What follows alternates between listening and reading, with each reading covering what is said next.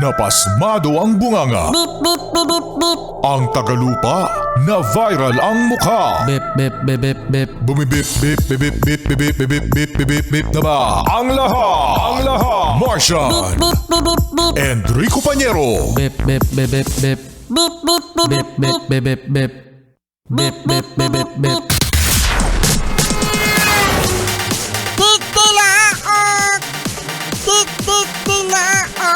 Beep, beep, beep, beep, beep. Ito na ang 101.1 Yes FM Balitang Kayo ba mga Yes Friend, ikaw ba Martian ay nakarinig na ng tinatawag na Hold Up Me? Ano yung hold up me na yan? Ganito mga Yes Friend na nangyari no sa Hold Up Me modus. Isang convenience store mga Yes Friend sa Quezon City ang hinold up. At ang nangyari, di ba, mayroong mga cashier sa isang convenience store. Ngayon mga Yes Friend, no, ang tatlong suspect magnanakaw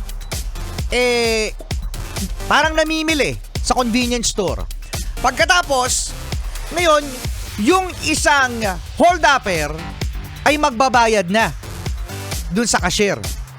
Ngayon, nung magbabayad na siya, Martian, mga Yes Friend, tinutukan ng baril yung cashier. Oo. Tapos ano sinabi? Hold up me! Hindi hold up me. Kasi sabi mo, hold up me modus eh. Hold up me. Hindi ganun. So, ayun nangyari. Siyempre, sa takot ng cashier, mga Yes Friend, binigay yung pera. Halos 20,000 mahigit ang naibigay ng cashier doon sa hold-upper. Ngayon, nung nabigay yung pera, Martian, lumabas na yung hold-upper. No? Tumakbo! Oo, correct. Kasi mahirap yung pag slow mo siya. Kaya tumakbo nga. Nung tumakbo mga Yes Friend, sa tulong ng barker sa labas. Buti na lang talaga may mga barker no?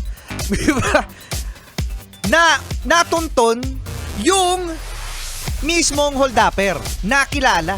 So ngayon nahuli. Nahuli yung hold upper. Oo. Ngayon, kumanta.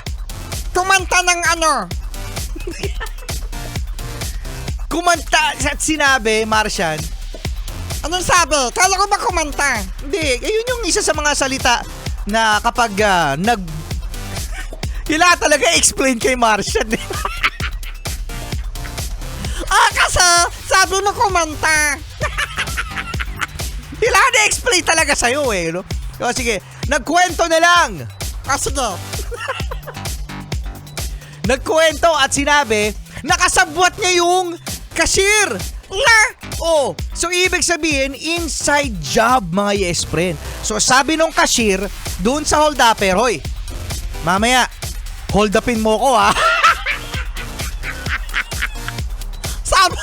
Sabi ng hold upper, sige. Dali ka usap. Napag-alaman ng mga Yes Friend na yung tatlong hold-upper at yung cashier ay magkakaibigan. Magkaibigan. Inside job, mga Yes Friend. So, ayan ang tinatawag na Hold up me! Hold up me.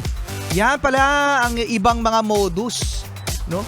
Ng ibang mga hold-upper. O yan. Siyempre, sila ay kakasuhan, mga Yes Friend, ng robbery. Oo, no? Dahil sa pagnanakaw sa kanilang actually, yung mga magnanakaw nga, dati pang staff ng convenience store. Ang dami namang plot twist! Ang daming plot twist no? Yeah. O siya mga Yes Friend, kasama nyo pa rin Enrico Pañero at Marcia the Cuteness! Cute morning!